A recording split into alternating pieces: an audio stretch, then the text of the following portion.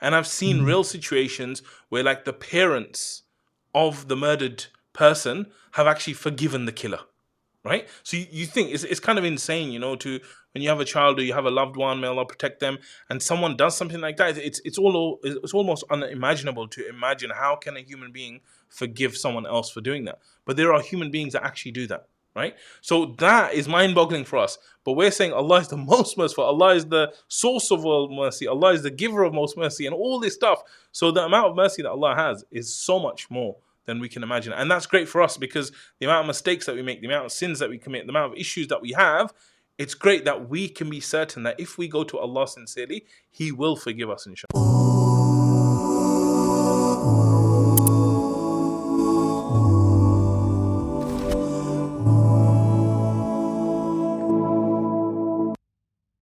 Assalamu alaikum. Welcome to our next episode of Quranic Transformation. We will be continuing from verse number 10 today, and this will give you a strong key, a very powerful key to all your worldly and hereafter success. Let's begin. فَقُلْتُ اسْتَغْفِرُوا رَبَّكُمْ إِنَّهُ كَانَ غَفَّارًا يُرْسِلِ السَّمَاءَ عَلَيْكُمْ مِدْرَارًا وَيُمْدِدْكُمْ بِأَمْوَالٍ وَبَنِينَ وَيَجْعَلْ لَكُمْ جَنَّاتٍ وَيَجْعَلْ لَكُمْ أَنْهَارًا. So as we begin, look, from an Islamic perspective, we are one of the hadith of the Messenger of Allah والسلام, is to ihris ala ma yanfa'uk, right? To be diligent, right? To seek means to seek what's beneficial to you. And as we know that some of these means are physical means, things that you can do from your efforts perspective. You can learn better strategies, you can learn techniques, and you can make efforts. And then some of the means are going to be purely or mostly spiritual. So today, looking at what Allah subhanahu wa ta'ala instructed Nuh alayhi salam to tell his people, and that's something obviously applicable to us, it's going to be teaching us a spiritual means of cleansing ourselves and achieving our worldly desires, our worldly goals. And that is nothing other than seeking forgiveness from Allah subhanahu wa ta'ala. And that is something really, really beautiful if you step back and think about what does seeking forgiveness means. So if you're truly seeking it, you realize how great is Allah subhanahu wa ta'ala, that He has right upon us, and how humble and how shortcoming are we in our efforts to worship Allah subhanahu wa ta'ala in a way that He is deserving of it. Yeah, I think this is really special because I think when we think about the messengers, a lot of the time, even when I was teaching children, I would teach them that, they came to tell people to worship Allah alone. They came to talk about the akhirah, Jannah, Jahannam, and all these things, right? But it's so consistent in Nuh alayhi salam's story that you see forgiveness there so much. And he's calling his people and he's saying, look, just ask forgiveness, just tell Allah to forgive you. And I think forgiveness is one of those things which is so important because, why is it so amazing? Because what it does is it actually repairs your relationships, right? Like if I have a relationship with someone and I do something wrong, whether it's with people or with Allah, if I do something wrong, that relationship now is in chaos. It's not where it was. It's not at the height of where it could be. And unless you go back to that person or you go back to Allah and seek forgiveness, the relationship might not be where it should be. But the second you go back, it changes everything. And you'll see this with human beings as well, right? Like if you do a proper apology to someone, like if they really feel it, they will forgive you, right? And Allah is more merciful than any person or all people combined. So for us, we got to realize that this is not only getting our sins offloaded so that we don't have to pay for them on Yawm al-Qiyamah, but it's actually a repairing of the relationship and the way that we messed our relationship up with Allah. And that strength of that relationship, that brings so many blessings that we're going to see. Beautiful. Yes. And I think that's a really important concept, like of reset, right? I think all of us really love reset. That's why, we want to have this fresh start of the year, like New Year resolution or what have you. And I think, again, from a technology perspective as well, right? When something is not working, what do people tell you to do? Have you tried turning it off and on again? Right. So the reset is like really, really important. And, subhanAllah, and people want that. And I think one of the messaging here is that, look, you don't have to wait till the end of the year. We have many different points of reset, right? I mean, if you take a look at how Allah's Messenger explained about the salah, the daily 5 prayers, is like taking those 5 showers in a day, right? And like if you have a hard day going on and you take like a fresh shower and you come back, you're feeling really, really fresh. So using that to go and cleanse yourself, asking Allah for forgiveness, and so on and so forth. So you have like these 5 daily reset points at the very least. And then you have a Jumu'ah reset point, which is like your weekly reset, and then yearly of like Ramadan or Dhul Hijjah, and so on and so forth. So really taking advantage of that and being able to reset. At the same time, again, we want to be balanced, right? You don't want to be in a situation of like, oh yeah, you know what, I'll just continue doing what I'm doing, and I'll ask Allah for forgiveness, right? So that's also, not realizing, as they said, that don't look at the lightness of the sin, but look at the greatness of the one that you're disobeying. And one of the things I want to bring up here, Zubair, is that when you look at these situations, what you'll find, I've done a lot of coaching around forgiveness, and I think as human beings, sometimes we incorrectly assume that there needs to be a prerequisite of a feeling, meaning I need to have a certain feeling to forgive someone, right? And I think this is a big, big issue where someone's done something wrong to me, right? And I'm like, should I forgive them? No. Why? Because I don't feel like I should forgive them. I don't feel like they apologize. I don't feel like they deserve an apology. But I'm saying to you that you don't actually need to wait for the feeling.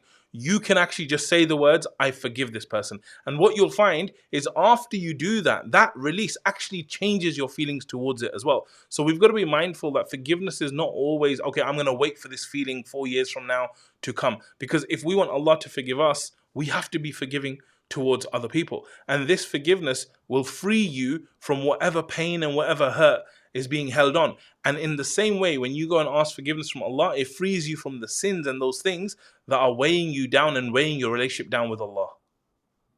That's actually really beautiful, right? Now we're taking it into a new dimension here, which is now, how does this relate to you forgiving other people, right? And I think this is really, really powerful, because what Quran tells us about this is 2 things, right? One is the notion of أَلَا تُحِبُّونَ أَن يَغْفِرَ اللَّهُ لَكُمْ, right? So this notion of that, look, don't you feel and don't you wish, don't you love that Allah forgives you? And this is in context of forgiving other people. So that's one of the example that comes in. Like, look, as you said, like, you don't have to wait for a feeling. You don't have to think about that. Oh, I'm what do you call it? Holier than thou attitude or what have you.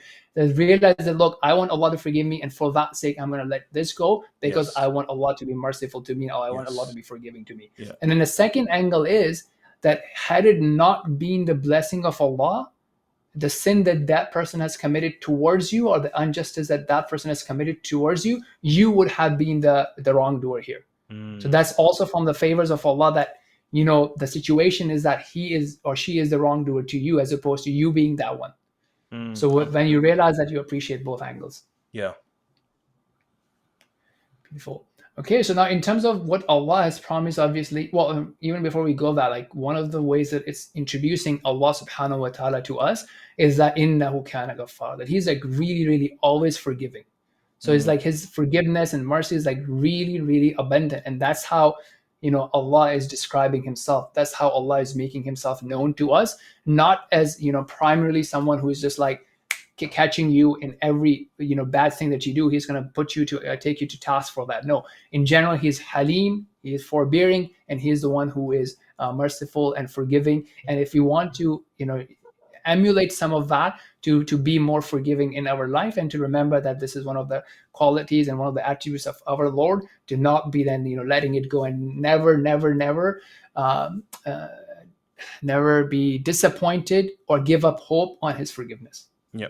And I'll give you a practical example of trying to think about this. Of course, we can't actually imagine the amount of mercy that Allah has, but you see these situations where maybe a person is murdered by someone, right? And I've seen real situations where, like, the parents of the murdered person have actually forgiven the killer, right? So you think it's kind of insane, to when you have a child or you have a loved one, may Allah protect them, and someone does something like that. It's almost unimaginable to imagine, how can a human being forgive someone else for doing that? But there are human beings that actually do that. Right? So that is mind-boggling for us. But we're saying Allah is the most merciful. Allah is the source of all mercy. Allah is the giver of most mercy, and all this stuff. So the amount of mercy that Allah has is so much more than we can imagine. And that's great for us, because the amount of mistakes that we make, the amount of sins that we commit, the amount of issues that we have, it's great that we can be certain that if we go to Allah sincerely, He will forgive us, inshallah.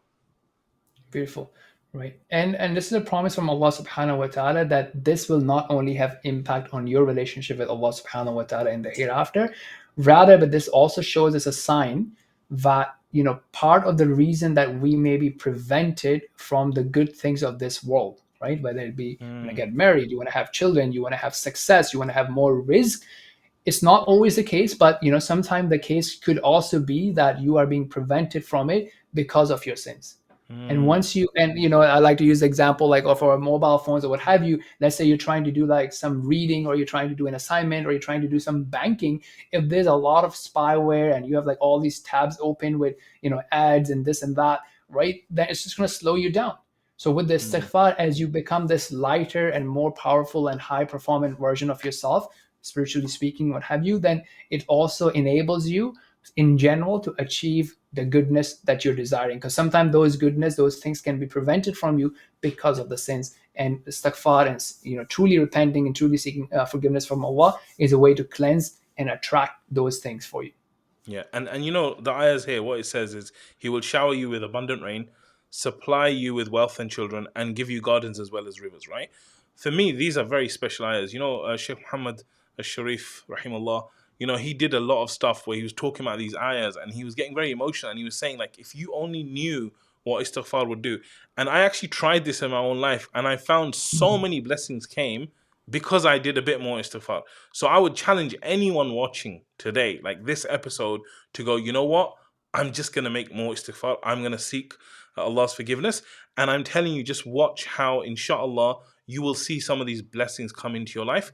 You just need to take that bit of action. And I'm telling you, it doesn't need to be a lot. Even if you just decided from today onwards that I'm just going to say, astaghfirullah, I'm going to seek Allah's forgiveness, just 1 second or 1 minute in one day, just do that regularly, you might find a huge change to your circumstances.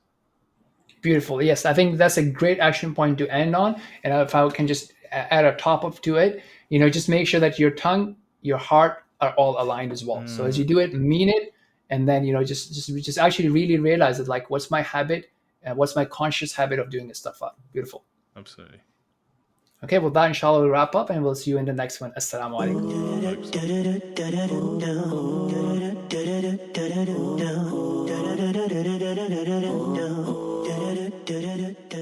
alaikum.